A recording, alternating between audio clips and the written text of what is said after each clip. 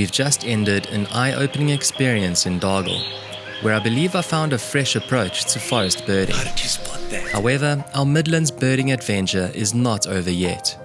About an hour's drive to the other side of Howick lies Karkloof Nature Reserve, a protected area in the KwaZulu-Natal Midlands known for its extensive indigenous mistbelt forest, wetlands and rich biodiversity. It offers exclusive access to nature lovers staying at the Rockwood Lodges, where we've been kindly invited to stay. More specifically, 2 nights at the Forest Lodge.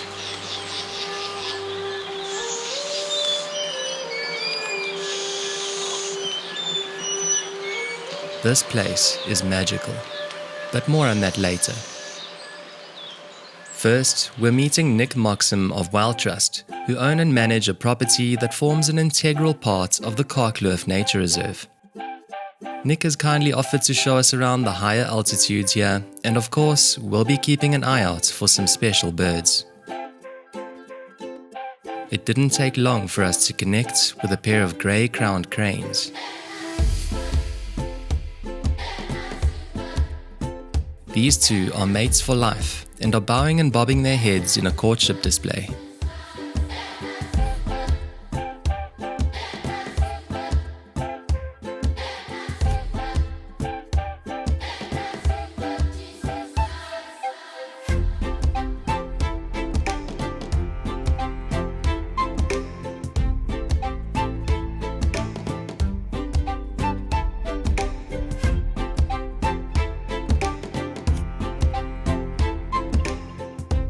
These wetlands, surrounded by grasslands, are exactly where they thrive.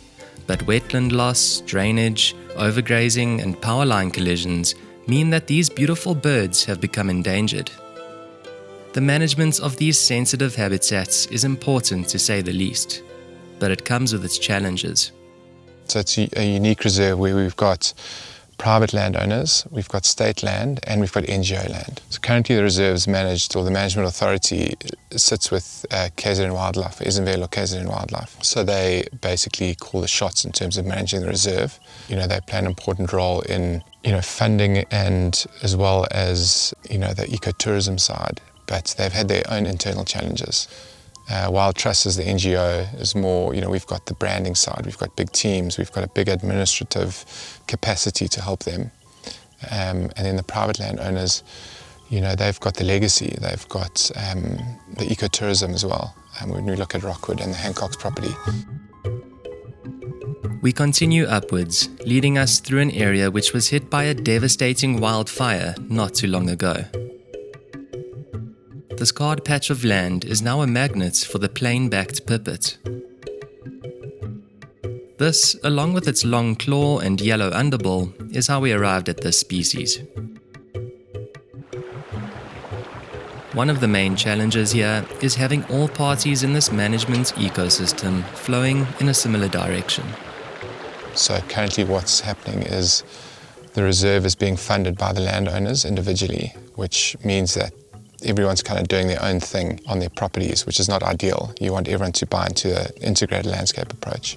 Yeah, so this biome is the Moy River grassland biome. It's basically high altitude grasslands with a whole variety, the biodiversity in terms of like your forb species, your grasses, make it a great habitat for these rare birds, as you don't find in many other places in the country. Street chats. Yeah. Yes. The big challenge for us is how do we finance the management of these reserves? So we're looking at a few innovative ways where we can utilize what we have in the reserves, as well as bringing in more sort of like local funders. As we meandered into the heart of Dartmoor, it became clear that although humans exist and work alongside this land, it still has a very wild feel to it, emphasized by what we were about to find. So Nick's just spotted us some wattled cranes in the distance. What a great afternoon it's turning out to be.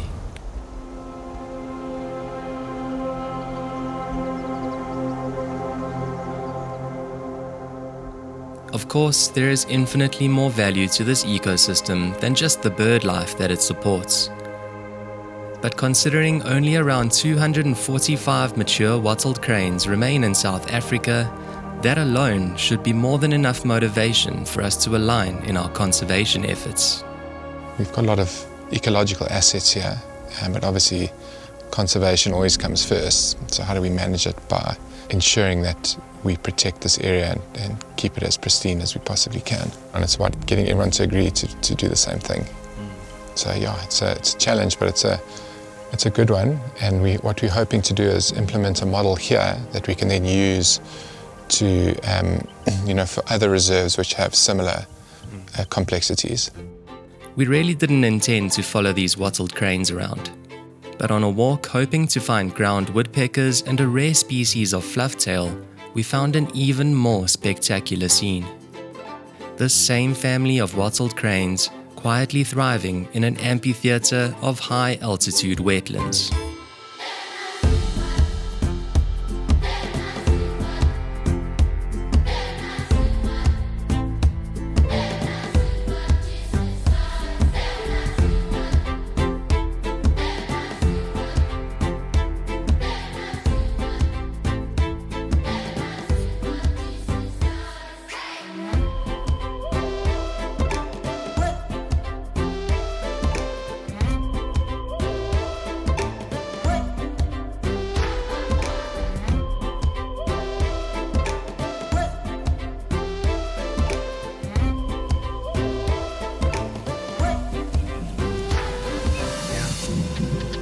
Like actively hunting.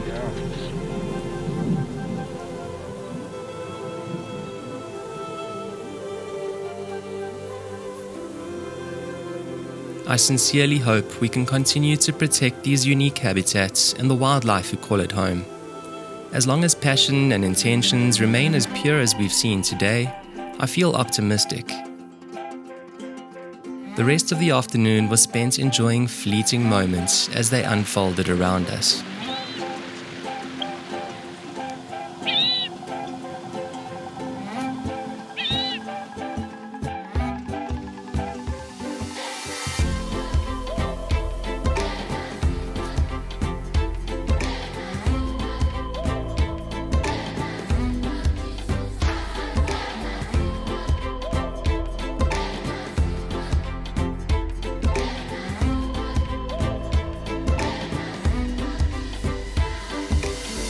As the shadows grew long, a soul-warming afternoon came to an end.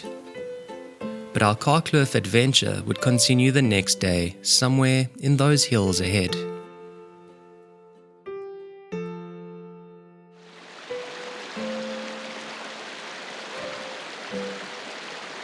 Good morning from a forest in Karkloof Nature Reserve. What a stunning place we arrived at last night. I was just way too tired to film anything. We just wanted to have a meal and get to bed because it was a long day. But probably one of the best birding days of my life. Very, very special in every way from beginning to end. And I just want to thank Nick from Wild Trust for taking the time and making the effort to show us some very cool spots. And with that, some very cool species of birds. We are here at the Forest Lodge, which I'll show you later on. We're going to try explore as much as we can today, because tomorrow we leave, unfortunately. Weather's a little bit iffy, a little bit breezy, a little bit drizzly, but nothing we haven't dealt with before. So we were just inside trying to pick a route. Do we go uphill or downhill? And we looked out the window, and both of us at the same time saw an otter just running across the other side of the river here, downstream. We think a spotted-necked otter. We haven't seen any otter in our lives before. Oh my gosh. What a cool way to start the morning.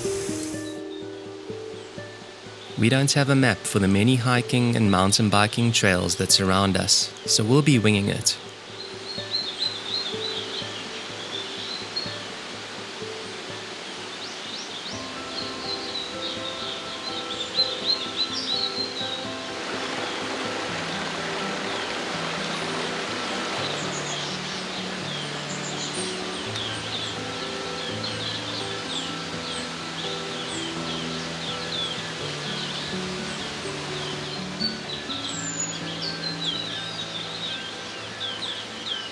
This forest is so different compared to the ones we were walking through in Dargle over the last couple of days. A little bit more spacious, a little bit more, I guess, like grand.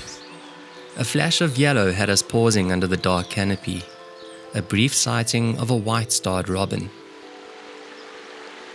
Waiting patiently for it to reveal itself again, a different color stepped out instead, an orange ground thrush. 2 rows of white spots and a white eye circle was all we could really use to keep our eyes on it. This is a true forest special. Secretive and elusive, its distribution aligns almost perfectly with the mist belt forests along the eastern escarpment.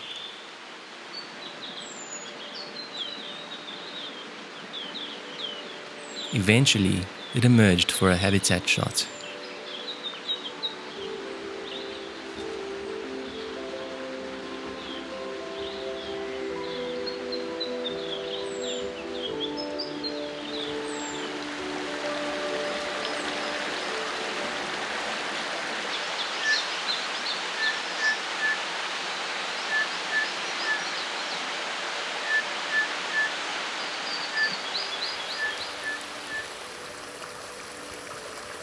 We followed the river upstream, not quite as elegantly as a thrush. Soaked. Wet feet again. We got food on. Yummy. A classic sign of good luck to come. This walk perfectly embodied what I started to unlock in the previous episode. We weren't really trying to achieve anything. We were just soaking up the beauty of the forest, and somehow that created space for the magic to happen. I've realized that when you stop searching so hard for joy, it can arrive at your doorstep like a gift. And in this case, I mean that quite literally.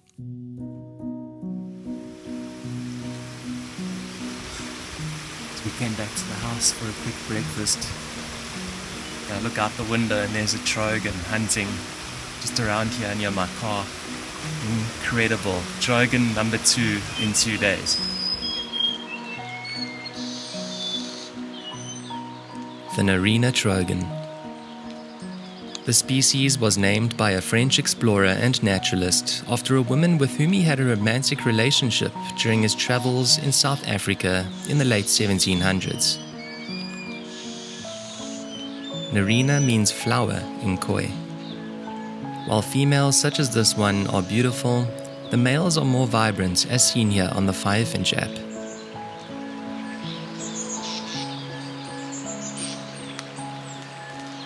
They're usually found by following their hooting call which carries through the forest during courtship.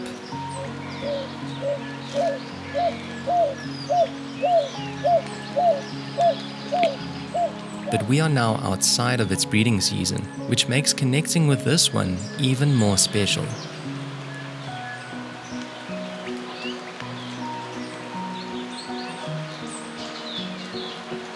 They are classic perch and sally hunters, meaning they sit very still on a branch, then launch out to catch insects, small lizards, or fruit in mid-air from leaves.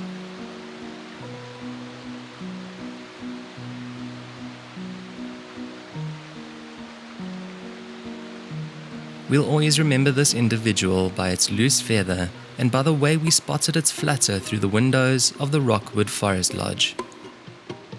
Speaking of which, I did say this place was magical. This wooden forest hideaway lies deep in the forests on the banks of the Godwini stream. It's perfect for families or couples looking for a digital detox with some forest bathing. The cabin sleeps 6 adults in 3 bedrooms with 3 bathrooms. For the outdoor enthusiast, Rockwood has over 30 kilometers of world-class and well-maintained trails for walking, hiking, running, and mountain biking across grasslands, over streams, and through the lush indigenous forest of the Karkloof Nature Reserve. What we love about it is its wonderful old-world warmth and charm, a soulful place that feels like home. and the fact that you could spot an otter, a trogon, and who knows what else through the windows or from the spacious deck.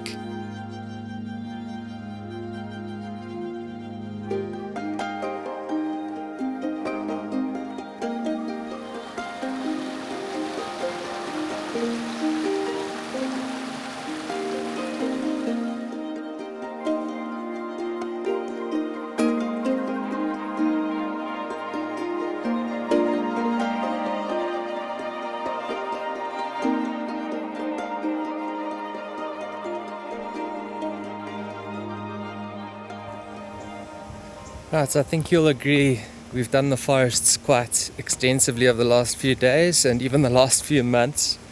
So I think what we're going to do now is take a little bit of a drive around Karkloof Nature Reserve, maybe get to some grasslands, some more open areas, and change it up a bit, not only for you guys but for us as well. Let's see what we get.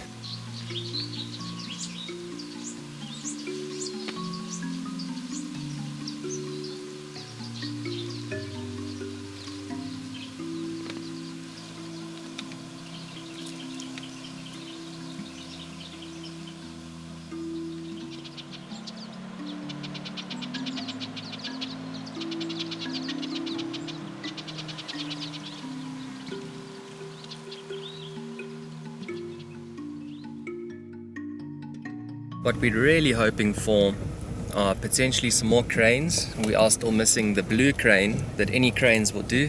I think southern bald ibis, which we saw on the way down towards Dargle the other day, that I'd love to film or photograph them. They're quite rare for us at least. The previous day's adventure sparked a slight obsession with cranes.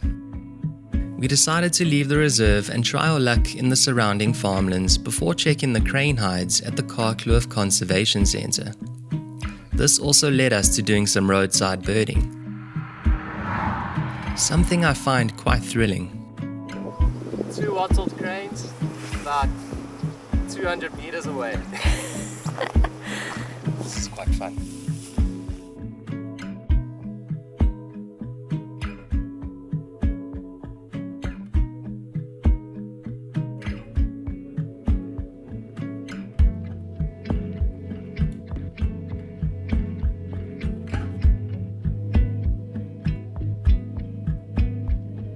Near the crane hides, we did find a woolly-necked stork surrounded by southern bald ibises. Its Latin name, Geronticus calvus, literally translates to bald old man.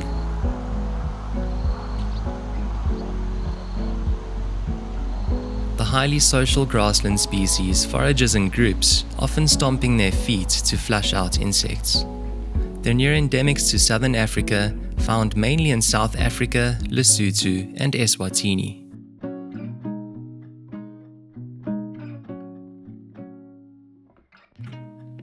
The first crane hide brought a few of the more common species and a pair of grey-crowned cranes far off in the distance.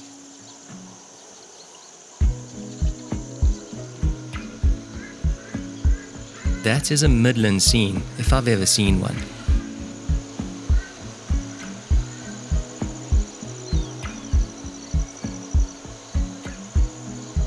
The second crane hide seems to have plenty of potential photographically speaking, but like most hides, we need to spend more time here for magic to unfold. And time is unfortunately running out, so back through the scenic farmlands towards Karkloof Nature Reserve. To be completely honest, a few weeks back we didn't even know this place existed. Now, it's captured my heart while reinforcing some priceless lessons. The Midlands have ignited new perspectives which will burn with me for the rest of this big year, as our gaze slowly turns towards places like Kruger and the Western Cape. But I must interrupt there. Although I've experienced a lot of joy through this year's adventures, which I hope you have too, it is coming at a cost. Without getting too technical, this type of series has quite a low revenue potential compared to the stuff we've done before. This, along with the insane rise in fuel prices, is making things kind of difficult. One of the main driving forces behind me being able to keep this journey alive is the Wild Wild Journeys Patreon community. Honestly, without you guys, it would be over. So a big thank you. You know exactly who you are. And if you're willing and able to, becoming a Wild Wild Journeys patron is the simplest way to help me keep the journey alive. If not to worry, just a subscribe, and sharing these videos with your friends and family is appreciated now more than ever. Thank you. Let's get back to it.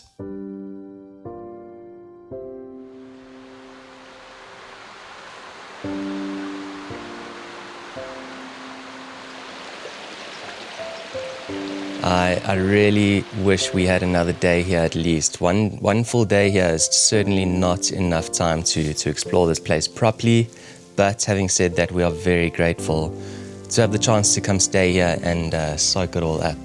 I just want to take a moment to thank Nick for making all of this happen, and to Rockwood Lodges for hosting us. I'll leave a link in the description. There are 3 lodges here: a Forest Lodge, Farmhouse and Mountain Lodge. They all look incredible in their own way. I'll leave you with whatever we managed to see through these windows this morning. Otherwise, thank you very much for joining. I hope you enjoyed it as much as we did. We'll see you next time. Cheers.